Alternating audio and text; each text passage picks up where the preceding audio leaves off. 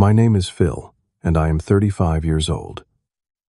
I was beyond excited for my sister Amanda's wedding. After years of distance, I hoped this would finally bring our family together. But the night before, I woke to searing pain and the sound of shattering bone. Through swollen eyes, I saw them standing over me, clinking champagne glasses. My father smiled coldly. Finally, she will match her worth. Their laughter faded as unconsciousness took me. If you are watching this video, let me know where you are viewing from. And hit subscribe to follow my journey of recovery and revenge after this horrific betrayal. Growing up, I always knew I was different from the rest of my family. Not in any obvious way that strangers would notice, but in the subtle dynamics that defined our household. My father, James, was a successful business executive who built his empire from the ground up. A tall, imposing man with steel-gray eyes that rarely showed warmth, especially when looking at me. He demanded perfection in everything and everyone around him. My achievements were never quite enough, my efforts always falling short of his impossible standards. My mother, Diana, was obsessed with social status and maintaining perfect appearances. A former beauty queen who aged gracefully but fought it every step of the way with expensive procedures and rigorous beauty regimens. She orchestrated our family life like a theater production, with each of us playing assigned roles. Mine was always the supporting character, never the lead. Then there was Amanda, my younger sister by 3 years. From the moment she was born, with her blonde curls and bright blue eyes, she became the center of our family universe. She was beautiful, charming, and knew exactly how to play our parents to get whatever she wanted. While I struggled for a single word of praise, Amanda received constant adoration and rewards for the smallest accomplishments. I remember my 10th birthday. After weeks of hints about the chemistry set I wanted, I woke up excited only to find my parents had forgotten completely. They were too busy preparing for Amanda's dance recital that evening. When I reminded them, my mother hastily wrapped a pair of socks, and my father muttered something about celebrating the weekend. We never did. Yet for Amanda's birthdays, there were elaborate parties, expensive gifts, and weeks of planning. When I graduated top of my class in high school, my father simply nodded and said, "Good, that is expected." When Amanda passed with average grades, they threw a massive celebration, inviting family, friends, and business associates to toast her success. She balanced academics with being well-rounded. They would explain why my singular focus on excellence was somehow a character flaw. Despite everything, I worked hard to create my own path. I put myself through architecture school, refusing the financial help my parents offered with strings attached. I built a successful career, designing sustainable commercial buildings, earning recognition in my field, and establishing financial independence.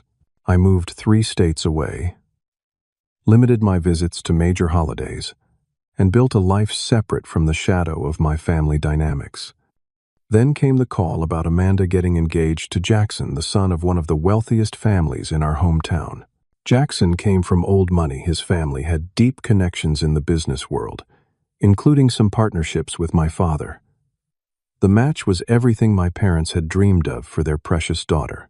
To my surprise, Amanda personally called to ask me to be her man of honor. After years of minimal contact, this gesture seemed significant. "You are my only brother, Phil," she said with a warmth I hadn't heard directed at me in years.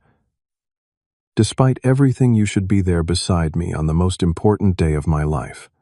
I agreed, allowing myself to hope that perhaps this wedding could be a new beginning for all of us. Maybe time and distance had changed things.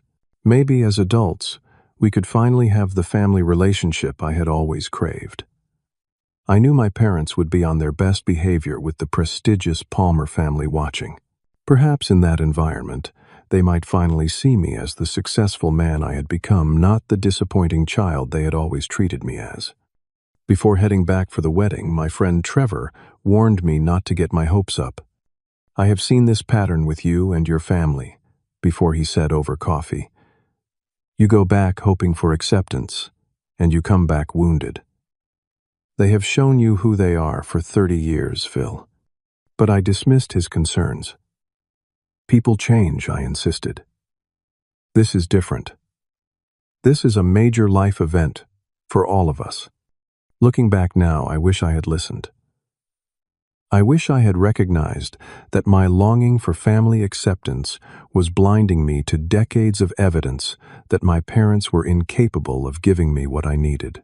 I wish I had understood that my hope was setting me up for the most painful betrayal of my life. As I packed for my trip home, I carefully selected my outfit for the wedding. A tailored navy suit that complemented my dark hair and brought out the blue in my eyes. I had recently been told by a date that I was handsome in that classic, timeless way. It was one of the few compliments about my appearance that had ever stuck with me, perhaps because I had grown up hearing so little positive feedback about anything related to my physical self. I remember looking in the mirror before leaving my apartment feeling confident and optimistic. I had no way of knowing that within a week, the face looking back at me would be unrecognizable, not just from physical trauma, but from the knowledge that my own parents hated me enough to destroy it. I arrived at my childhood home 1 week before the wedding. The sprawling colonial house looked exactly as I remembered it, perfectly maintained with manicured gardens and the gleaming white columns that my mother had insisted upon during their third renovation. The familiarity brought a strange mixture of comfort and anxiety as I pulled into the driveway. My mother greeted me at the door with an air kiss near my cheek, careful not to smudge her lipstick. "Phil, you are finally here. Everyone else arrived yesterday." No hug, no genuine warmth. But I had expected as much. My father emerged from his study long enough to shake my hand, firmly assessing me with a quick up-and-down glance. "You look well.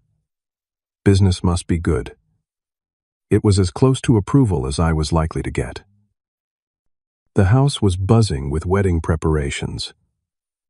Florists, caterers, and wedding planners moved through the rooms like choreographed dancers. Amanda had always wanted a home wedding in our expansive backyard, and our parents had spared no expense to transform it into a fairy tale venue. I estimated the cost at well over $100,000 based on what I could see.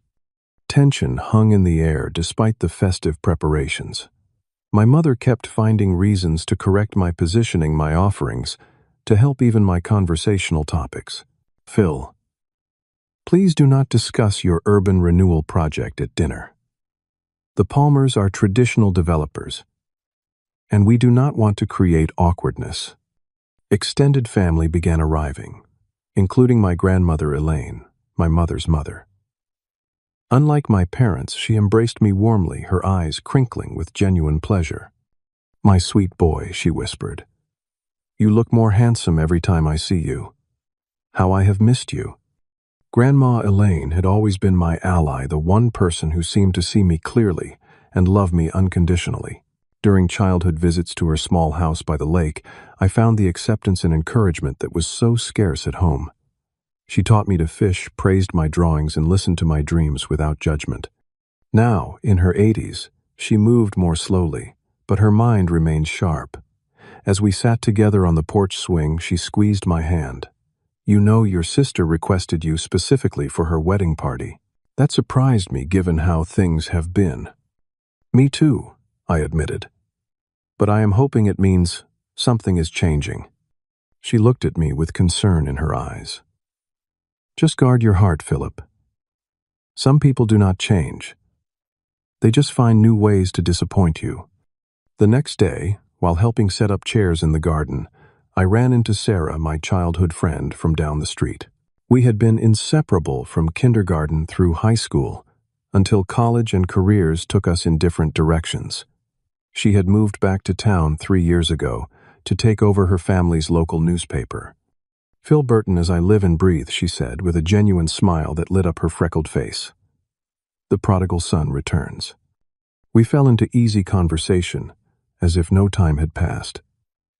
Sarah had always understood my family dynamic, having witnessed it firsthand during countless afternoons at my house. "So Amanda convinced you to come back for wedding duty," she observed as we arranged table settings. Brave man. She is still my sister, I replied. And maybe this is a chance to repair some bridges. Sarah gave me a skeptical look, but nodded supportively. Just know I am here if you need an escape or a friendly face. The rehearsal dinner was held at the country club 2 nights before the wedding. I delivered my speech as Amanda's man of honor, speaking from the heart about childhood memories and wishing her happiness with Jackson. To my surprise, my words received enthusiastic applause and more than a few emotional tears from guests. As I returned to my seat, I noticed my parents exchanging glances. My mother's smile seemed strained, and my father was watching me with narrowed eyes. Jackson's father clapped me on the shoulder. Powerful words, young man. You have quite a way with a speech. Later that evening, I stepped out onto the terrace for fresh air and overheard voices around the corner. Amanda's voice was clear and agitated. He is getting too much attention. Did you see how everyone responded to his speech? Even Jackson's mother was wiping away tears. My father's low reply chilled me. Do not worry, princess. No one will be looking at your brother on your special day. We will make sure of it.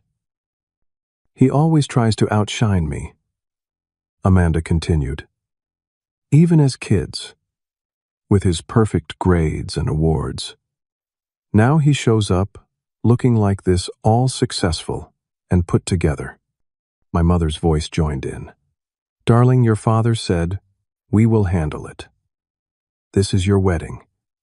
You will be the center of attention, not Philip. I slipped away before they could discover me, my stomach knotting with anxiety.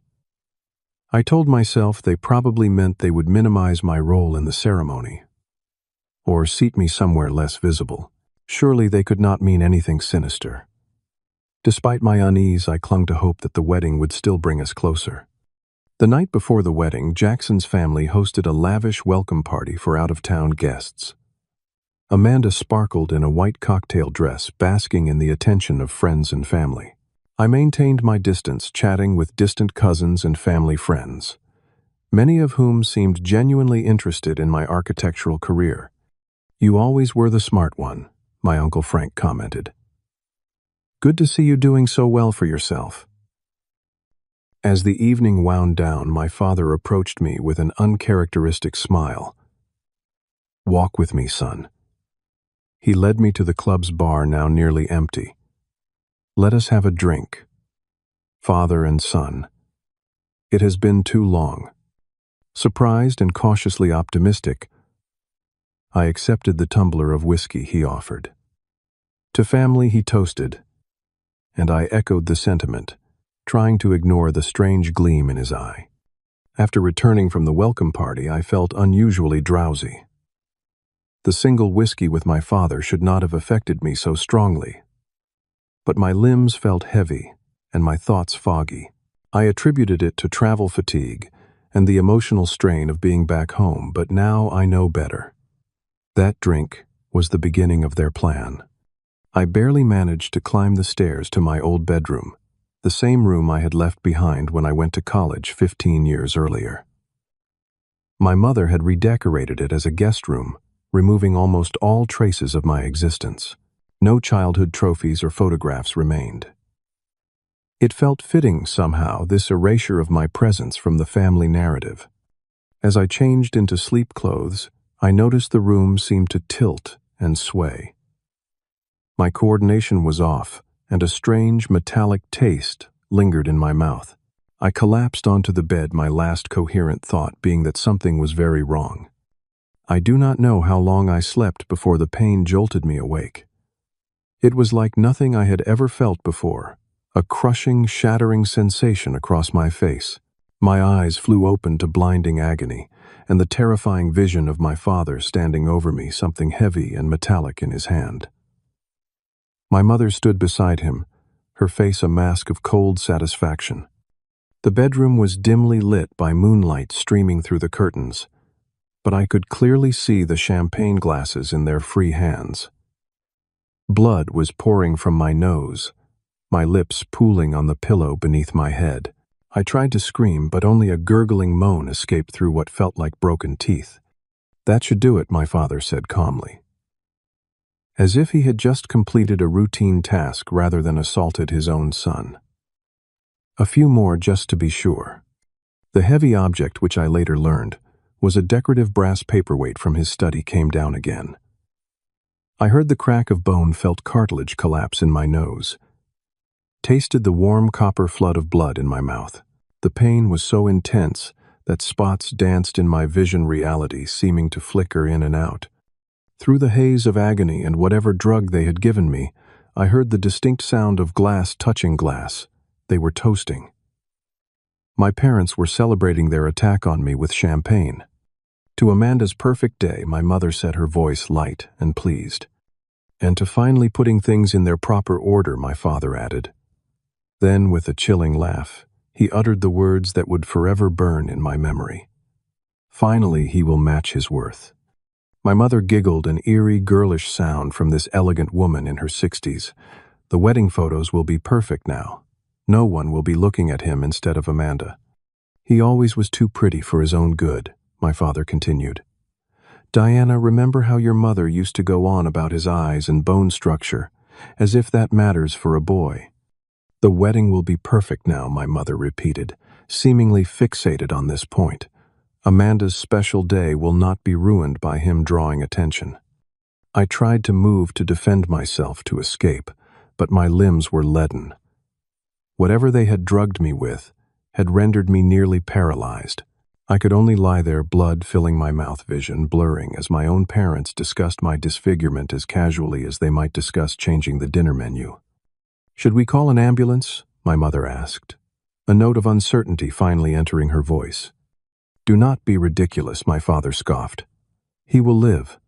We will say he got drunk and fell down the stairs. With his history, everyone will believe it." I had no history of drinking problems, but I understood immediately that they would fabricate one.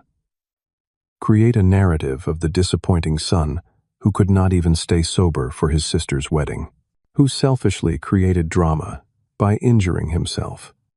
"The Palmers will never know what he really looks like," my mother said with satisfaction.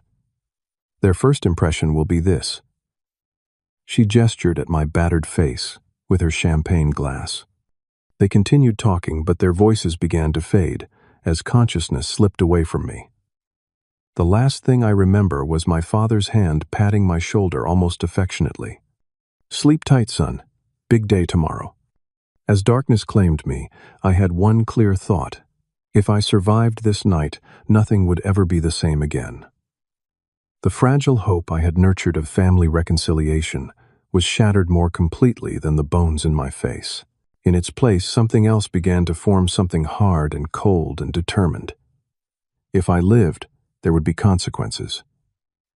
If I lived, they would pay for what they had done.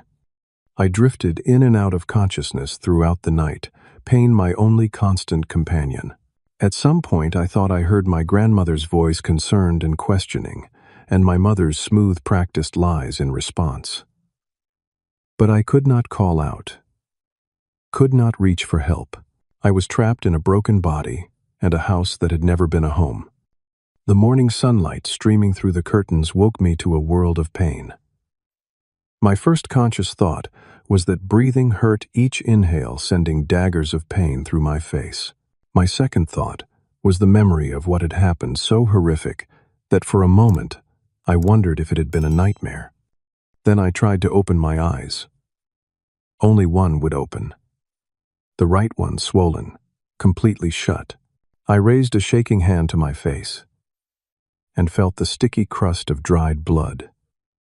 The grotesque, swelling the odd angles where there should have been smooth contours.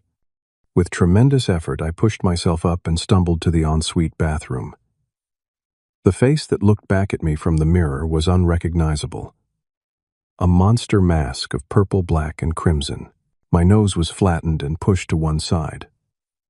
My right cheekbone appeared caved in. My lips were split in multiple places, swollen to several times their normal size.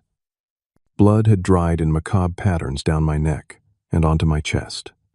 I gasped, then winced as the movement sent fresh pain shooting through my face. This was real. My parents had done this to me. Deliberately, methodically, and they expected me to simply appear at the wedding today, a disfigured prop in their perfect family tableau. My phone. I needed my phone. I staggered back to the bedroom, leaving bloody handprints on the pristine white bathroom counter. My phone was on the nightstand, and I grabbed it with trembling fingers. I needed to call for help. I needed my grandmother. But as I unlocked the screen, I saw a text from Grandma Elaine. Darling, your mother says I am in the way of preparations. Jackson's parents have invited me to stay at their guest house until the wedding. Call if you need anything. They had removed the one person who might have helped me. My next thought was Sarah. I found her contact and was about to call when my bedroom door opened. My mother entered already dressed in her wedding finery, a pale blue dress that complemented her silver hair. She stopped short when she saw me standing there, phone in hand. "Oh, good you are up," she said, as if greeting me on any normal morning. "You need to start getting ready. The photographer will be here in 2 hours." I stared at her in disbelief, my one functioning eye wide. "Ready," I managed to say through my mangled lips. "Look at me." She tilted her head, assessing me coldly. "Yes, you had quite a fall last night. Your father found you at the bottom of the stairs. You really should be more careful with alcohol, Philip, especially before such an important day." The lie was so brazen, so complete, that for a moment I wondered if I was losing my mind. "You did this," I said, my voice a hoarse whisper. "You and Dad. You drugged me and beat me while I slept." Her expression did not change. "You are confused from the pain, and probably still intoxicated. You came home drunk and fell down the stairs. Your father and I heard the crash and found you unconscious. We put you to bed and cleaned you up as best we could." "I heard you," I insisted, anger beginning to cut through the pain. "I saw you both standing over me. I heard Dad say I would finally match my worth. I heard the champagne glasses clink." Something flickered in her eyes, then a moment of surprise, or perhaps concern, that I remembered so much. But she recovered quickly. "Nonsense. You were having a nightmare brought on by the fall, and whatever excessive drinking you did at the party." "I had one whiskey," I said. "With Dad. He drugged it. This is exactly why we have kept your problems private all these years," she said, her voice hardening. "Your tendency to blame others for your mistakes.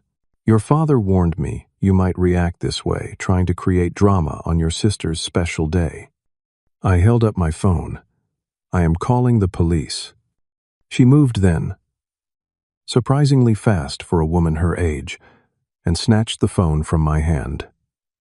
"You will do no such thing. This is Amanda's wedding day. Your sister has waited her entire life for this moment, and you will not ruin it with your delusions and your selfishness." "Selfishness," I repeated incredulously. "You disfigured me? Get dressed," she ordered, pocketing my phone. "The suit is hanging in the closet. If you make a scene or try to contact anyone, your father will have you committed. He has already spoken to Dr. Reynolds about your history of mental instability and substance abuse. Dr. Reynolds had been our family physician since I was a child. He golfed with my father every Sunday and had a vacation home purchased with my father's investment advice." "No one will believe this," I said, though doubt was creeping in. "My father's influence in this town ran deep. His connections were everywhere. Everyone will believe it." My mother corrected me. "They already do. Your history of jealousy toward Amanda is well documented. Your frequent alcohol problems, your mental breaks." None of this was true, but I realized with growing horror that they had probably been laying this groundwork for years, subtle comments and concerned sighs to friends and family, building a narrative they could deploy when needed. Now she continued, her voice softening into something almost maternal, though her eyes remained cold. "You have 1 hour to shower and dress. Amanda is distraught about your accident, but she still wants you in the wedding. Do not disappoint her again, Philip." She left, taking my phone with her. I stood in the middle of the guest room that had once been mine, blood still crusting my skin, face throbbing in agony, and felt more alone than I ever had in my life. I managed to shower each drop of water a fresh torment on my broken face. I found basic painkillers in the bathroom cabinet and swallowed several, knowing they would barely touch the pain of multiple facial fractures. The suit hung in the closet, as promised, perfectly pressed, the final costume in their twisted family performance. As I struggled to dress, a soft knock came at the door. I tensed, expecting my father, but when I opened it, Sarah stood there. Her eyes widened in horror at the sight of me. "Oh my God, Phil," she gasped. "What happened to you?"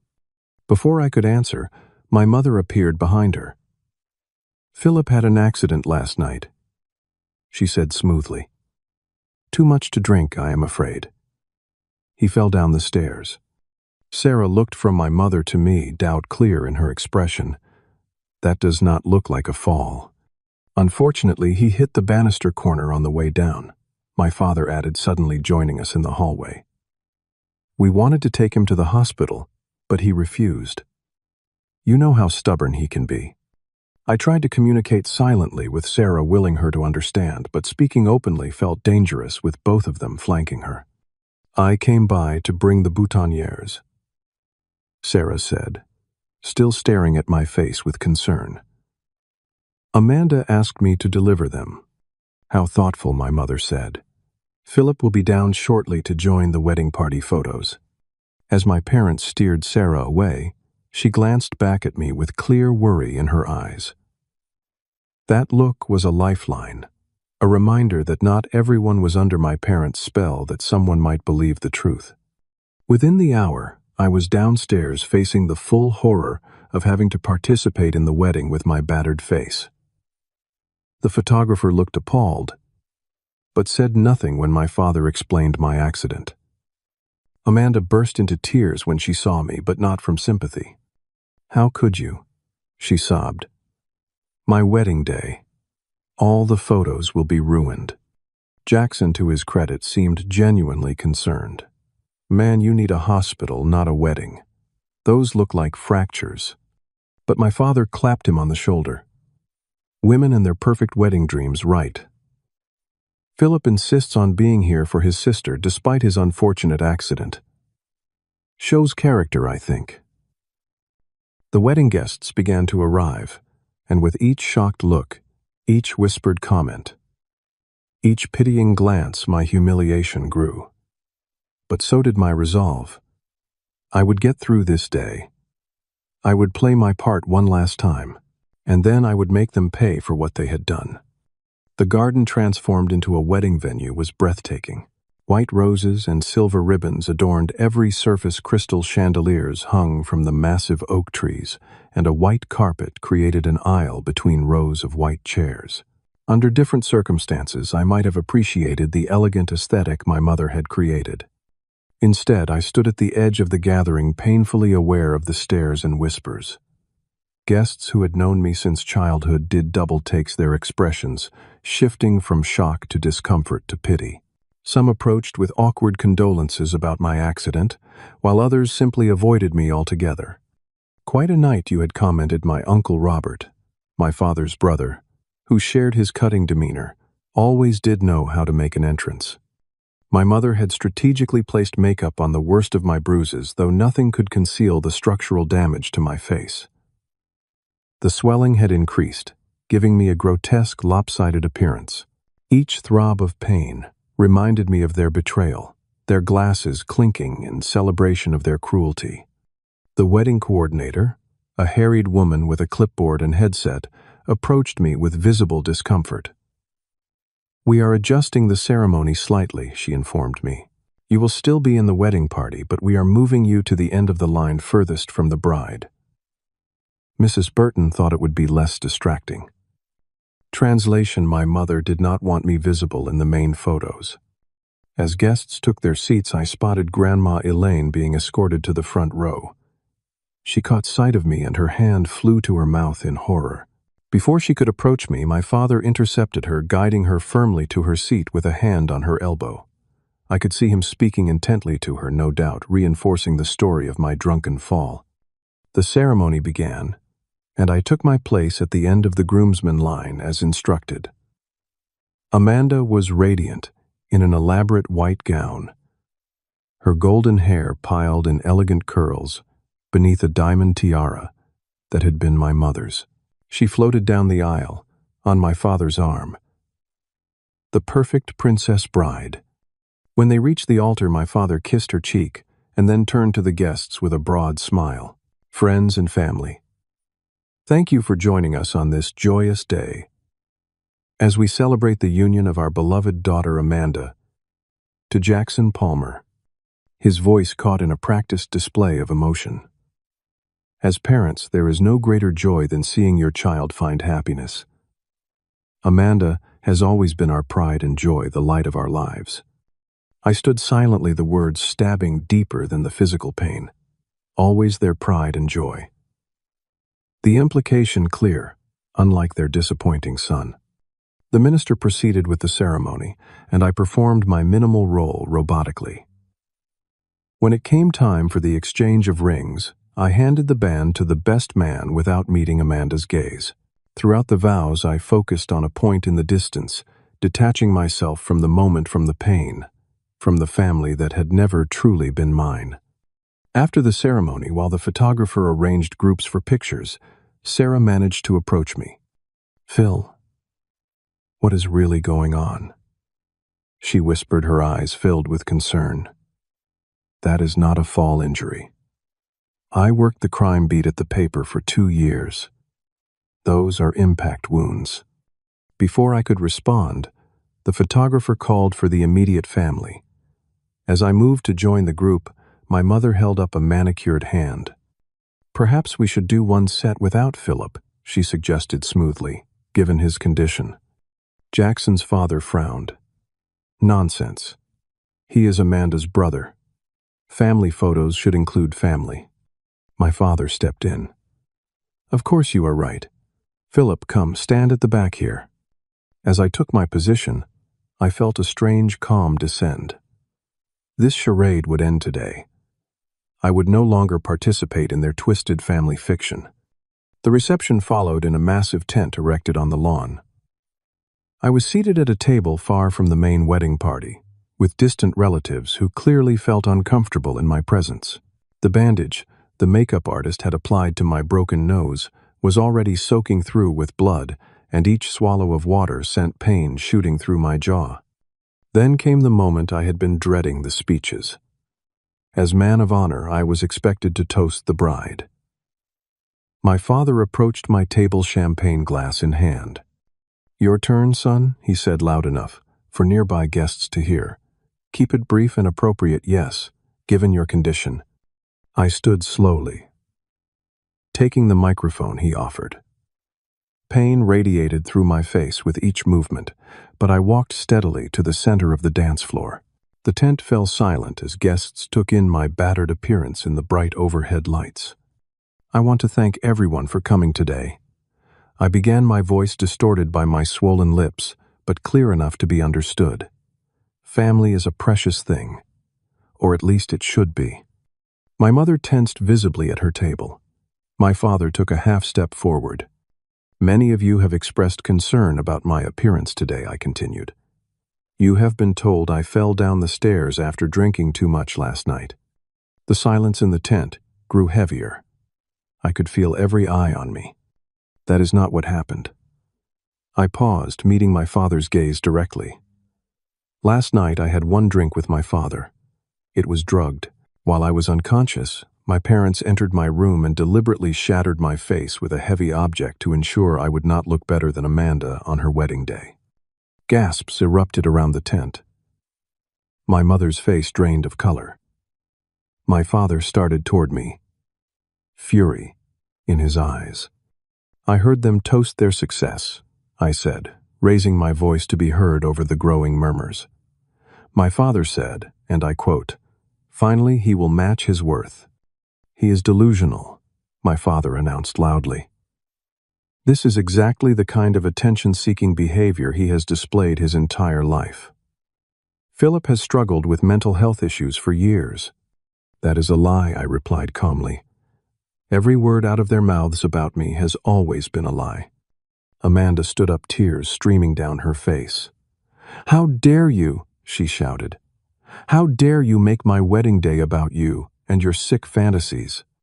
"Ask yourselves," I continued, addressing the stunned guests. "Does this look like a fall injury to you? Multiple facial fractures all on the front of my face. Or does it look like someone took a blunt object and deliberately shattered every bone they could reach?" Security guards hired for the event began moving toward me, directed by my father's subtle hand gesture. Just as they reached me, Sarah's voice cut through the chaos. "I believe him." All eyes turned to her as she stood, phone in hand. "This morning I was suspicious," she said clearly. "So I recorded my conversation with James and Diana when I came to deliver the boutonnieres. They did not realize my phone was recording in my pocket." She pressed a button, and my mother's voice filled the tent. "We need to control the narrative. Philip is unstable. Always has been. If he starts making accusations, we have Dr. Reynolds ready to sign commitment papers." My father's voice followed. "The drugs should be out of his system by now. He will have no proof. As long as we all stick to the story about the fall, this will blow over." The recording continued, with my mother adding, "Amanda deserves her perfect day. We promised her no one would outshine her, especially not him."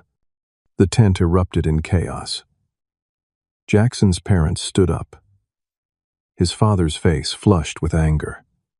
"What kind of people are you?" he demanded of my parents. Jackson himself looked between Amanda and me, horror dawning on his face. "Did you know about this?" he asked her. "Of course not," she protested, though a flicker of something, perhaps guilt, crossed her features. "They would never. Phil has always been jealous of me, always tried to ruin everything." But the damage was done. The perfect wedding was unraveling, the carefully constructed family image shattering as completely as the bones in my face. My father made one last attempt to regain control. "That recording is obviously fabricated," he announced. "Sarah has always had an inappropriate attachment to Philip. She would say anything to help him disrupt this wedding." Grandma Elaine rose shakily to her feet then. "I knew something was wrong," she said, her voice quavering but determined. "When I came to check on Philip this morning, you told me he was sleeping off a drunk night. When I insisted on seeing him, you had me removed to the Palmer estate." She turned to address the stunned guests. "My daughter and her husband have always treated Philip cruelly.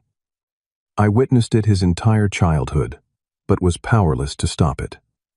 I never imagined they would go this far." The security guards looked uncertainly between my father and me, no longer sure who they should be removing. "The police are on their way," Sarah said, holding up her phone. "I called them right after I played this recording for you all." In that moment, looking at the shocked faces of the wedding guests, the horrified expressions of the Palmer family, and the barely contained fury of my parents, I felt no triumph, only a profound sadness and the beginning of something like freedom. The truth was finally out, and with it, any pretense that we had ever been a real family. The wedding dissolved into chaos after my revelation. Guests began leaving in uncomfortable droves, murmuring about family drama and shocking behavior. The Palmers huddled together in intense conversation, Jackson's mother occasionally casting disgusted glances toward my parents. Amanda sat alone at the head table, her perfect makeup streaked with tears, her dream day in ruins. When the police arrived, they took statements from multiple witnesses.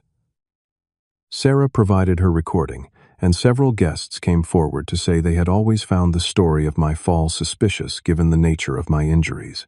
The officers, initially hesitant to arrest such prominent community members at their daughter's wedding, changed their demeanor when they saw my face up close. "Sir, you need immediate medical attention," one officer told me. "These are serious injuries." I was transported to Memorial Hospital by ambulance, finally receiving the medical care my injuries demanded. The emergency room doctor who examined me was horrified. "This is an assault, not an accident," she stated firmly, as she ordered a series of X-rays and scans. "You have multiple facial fractures, a broken nose, orbital floor fracture, and potential cranial bleeding. I am documenting everything for the police report." The scans confirmed what I could feel: the full devastating extent of the damage. My right cheekbone was shattered in 4 places. My nose broken so severely it would require reconstructive surgery. 3 teeth were cracked and would need extraction. The orbital floor fracture threatened my vision. The doctor estimated at least 3 surgeries would be needed to repair the damage, with no guarantee I would ever look the same again. Sarah stayed with me through it all, holding my hand during painful examinations, advocating with hospital staff, and keeping the police updated. Her journalism background proved invaluable as she methodically documented every detail. "They are not going to get away with this," she promised, as I drifted in and out of consciousness, now properly medicated for the pain. "I will not let them." By evening, both my parents had been arrested and charged with aggravated assault and battery. The district attorney, initially reluctant to pursue such prominent citizens, changed his tune when Sarah threatened to take the story statewide. The recording she had made was damning evidence, as were the forensic findings from my injuries and the drug test that confirmed sedatives in my system. The story broke in the local newspaper the next day.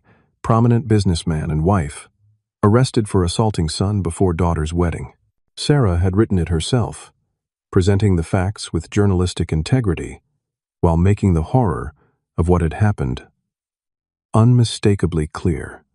Amanda came to the hospital the day after the wedding, her eyes red from crying. "I did not know they would do this," she insisted. "You have to believe me." I studied my sister's face, searching for the truth.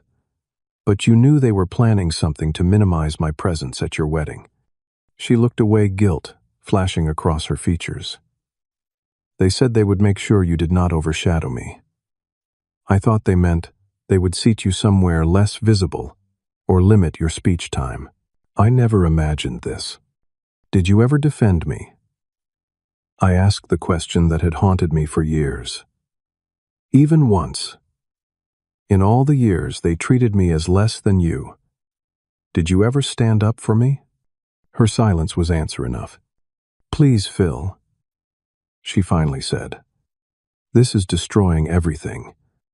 Jackson's family wants him to break off the engagement.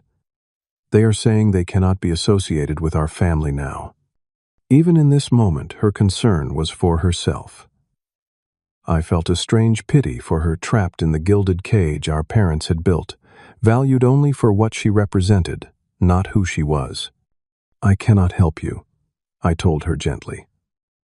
"Not anymore. I suggest you decide who you want to be without their influence. It is not too late for you to build a real life." She left in tears, and I did not see her again for many months. The criminal case against my parents proceeded swiftly. Their high-priced attorneys advised them to plead guilty to lesser charges in exchange for more lenient sentencing. But my father refused, convinced his influence would protect him. It was a miscalculation. The evidence was overwhelming, and the community sentiment had turned sharply against them once the details became public. During this time, I began my own investigation into my father's business practices. Working from my hospital bed with Sarah's help, I hired a private investigator named Michael Reeves, a former FBI agent who specialized in financial crimes. "Your father has enemies," Michael informed me after his preliminary investigation. "People who have wanted to bring him down for years, but were too afraid of his connections. Over the next weeks, as I underwent the first of several reconstructive surgeries, Michael uncovered a pattern of fraud, insider trading, and bribery that spanned decades. My father had built his empire on corruption, silencing opponents with threats and payoffs. Most shocking was the discovery that he had systematically defrauded Jackson's father in their joint ventures, skimming millions through shell companies and falsified reports. When I shared this information with the Palmer family, they added their considerable resources to the investigation. We thought James was just ruthless. Jackson's father told me during a visit to the rehabilitation facility where I was recovering. We never imagined he was criminal. The scope of my revenge expanded beyond criminal charges. I created a detailed website documenting my parents' abuse, including medical records, witness statements, and the recording Sarah had made. I was careful to present only verifiable facts, but the story they told was devastating. Other victims began to come forward. Both business associates my father had cheated, and employees who had suffered his abusive management. A former nanny shared that she had been fired after reporting my mother's emotional cruelty toward me when I was 5. A business partner revealed how my father had threatened his family when he questioned financial discrepancies. Grandma Elaine moved into an apartment near my rehabilitation center, visiting daily and providing the unconditional love she had always shown me. "I should have taken you away from them," she said one afternoon, her eyes filled with regret. "I knew something was wrong, but Diana threatened to cut me off from seeing you entirely if I interfered. You were the only good thing in that house," I assured her, holding her frail hand. "You gave me hope that I could be loved." 3 months after the wedding, my parents went to trial. The evidence against them was insurmountable. The prosecution presented not only the attack itself, but established a lifelong pattern of abuse and manipulation. Character witnesses from throughout my life testified about the differential treatment I had received, the constant belittling, the systematic erasure of my achievements. My father maintained his arrogance until the end, convinced the system would bend to his will as it always had. My mother attempted to play the role of the confused, dominated wife who had simply followed her husband's lead. Neither strategy worked. They were convicted on all counts. At the sentencing hearing, I had the opportunity to make a victim impact statement. Standing at the podium, my face still visibly damaged despite multiple surgeries, I looked directly at the parents who had tried to destroy me. "I came home hoping for reconciliation," I said, my voice steady. "I came hoping that as adults we might build the family relationship I had always longed for. Instead, you committed an act of violence so profound that it revealed the truth I had been avoiding my entire life. You never saw me as your son, but as a threat to the narrative you created around your perfect daughter. Your perfect lives." I continued addressing not just my parents, but the packed courtroom. "The physical scars will eventually fade, though I will never look the same. But the knowledge that my own parents hated me enough to disfigure me in my sleep, that they celebrated this act with champagne while I bled, this is a wound that cuts deeper than bone." My father stared stonily ahead, but my mother had the grace to look ashamed. "I do not speak today asking for your punishment, though you deserve every day of the sentence you receive. I speak to reclaim my story from your lies. I speak for the child I was who never understood why he was not loved. And I speak for anyone who has suffered family abuse to say that your worth is not determined by those who should love you but fail to." The judge sentenced my father to 12 years in prison for aggravated assault and conspiracy. My mother received 8 years. Additionally, the SEC and FBI had opened investigations into my father's business practices based on the evidence Michael and I had uncovered. My revenge did not end with their incarceration. I worked with prosecutors to ensure that my father's assets were frozen during the financial crimes investigation. His company's stock plummeted as allegations became public. Former associates scrambled to distance themselves, revealing additional improprieties in their haste to avoid implication. Within 6 months of the wedding that never happened, my father's business empire was in ruins. The mansion where I had grown up was seized as part of the asset forfeiture. My mother's social standing, the thing she valued above all else, was irreparably destroyed. Amanda eventually reached out again, this time with a genuine apology. "I was raised to believe I was the center of the universe," she admitted during a carefully arranged meeting. "It never occurred to me to question why they treated you differently, because it benefited me." "I am sorry, Phil. Truly sorry." Jackson had broken off their engagement, unable to reconcile himself to the family he had nearly joined. She was working as a teacher's assistant, now learning to build a life based on her own efforts rather than our parents' influence and money. "I would like to try to be real siblings," she said hesitantly. "Someday." I agreed, not ready to forgive completely, but willing to leave the door open for a relationship built on honesty rather than the toxic dynamics of our childhood. Meanwhile, I had established a foundation for victims of family abuse, using my story to highlight the reality that abuse occurs in wealthy, seemingly perfect families too. Sarah helped me shape the narrative, using her journalistic skills to create compelling content that raised awareness and funds. Our professional collaboration had evolved into something more personal. After months of her unwavering support through surgeries and recovery, I realized that Sarah was the constant I wanted in my life. The person who had seen the truth when everyone else accepted the lies. The woman who had stood up in that wedding tent and changed the course of my life with her courage. As my external scars slowly healed, so too did the deeper wounds of lifetime rejection. Not completely. There would always be sensitive spots, moments of doubt and pain, but enough that I began to envision a future defined by my choices rather than my parents' cruelty.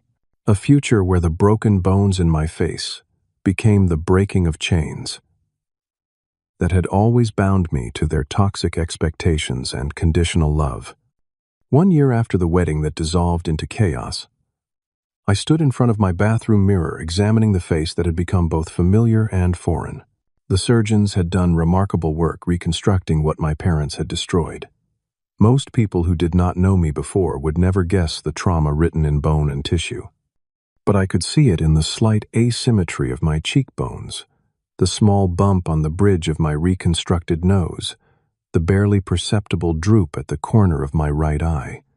I had decided to keep one small scar visible at my temple, refusing the final procedure that would have erased it completely. That scar served as my reminder not of what they had done, but of what I had survived and overcome. The court cases had concluded 3 months earlier. My father received an additional 8 years for his financial crimes, while my mother's sentence remained unchanged. Their appeals had been denied, their reputations irreparably damaged. The empire they had built on appearances and deception had crumbled entirely. I felt no joy in their downfall, only a quiet sense of justice and the peace that comes with truth finally acknowledged. The revenge I had pursued was not about causing them pain, but about ensuring they could no longer hurt others as they had hurt me. Grandma Elaine had moved into a comfortable apartment near my home, where I could visit her regularly. At 84, she was still sharp-minded and had become an enthusiastic supporter of the foundation I had established, often speaking to groups about recognizing the signs of emotional abuse in families. "You have turned something terrible into something meaningful," she told me during Sunday dinner the previous week. "That is the greatest victory over them." My relationship with Amanda remained complicated, but healing. After several months of counseling, both individually and together, we were learning to relate to each other as equals rather than as the golden child and the scapegoat our parents had cast us as. She was building a new life teaching elementary school, discovering a genuine talent for connecting with children that had nothing to do with our parents' expectations. "I keep thinking about all the years we lost," she said during our last meeting. "All the times we could have been allies instead of competitors in their twisted game. We cannot get those years back," I told her, "but we can decide what the next ones look like." Sarah had become the center of my new life, her strength and integrity, a constant reminder that love should lift you up, not tear you down. We had moved in together 3 months earlier, and I was planning to propose next month on her birthday. She continued her work at the newspaper, specializing now in investigative pieces about abuse of power while helping me manage the foundation in her free time. The foundation itself had exceeded all my expectations. What began as a personal mission to create meaning from my trauma had grown into an organization that provided resources, legal support, and counseling to victims of family abuse. We had helped hundreds of people escape toxic situations and begin healing journeys of their own. My architectural career had taken a back seat during the legal battles in my recovery. But I had recently begun accepting new projects again, with a focus on designing spaces for healing and community support. My experience had given me a unique perspective on how physical environments can contribute to emotional well-being. One unexpected development had been reconnecting with Jackson Amanda's former fiancé. Initially, I had avoided contact, assuming he would blame me for the collapse of his relationship and the scandal that had touched his family. Instead, he had reached out after the trial concluded. "I need you to know that I think you did the right thing," he said when we met for coffee. It took incredible courage to speak the truth in that tent. His family's business had suffered some collateral damage from their association with my father, but the evidence I had provided about my father's fraudulent activities had actually helped them recover most of their losses through legal action. "In a strange way, you saved us," Jackson acknowledged. "If the wedding had gone forward, my family would have been drawn further into your father's schemes." These words had meant more to me than he could know validation that breaking the silence had been the right choice, despite the pain it caused in the moment. As I finished getting ready for the day, I thought about the journey of the past year.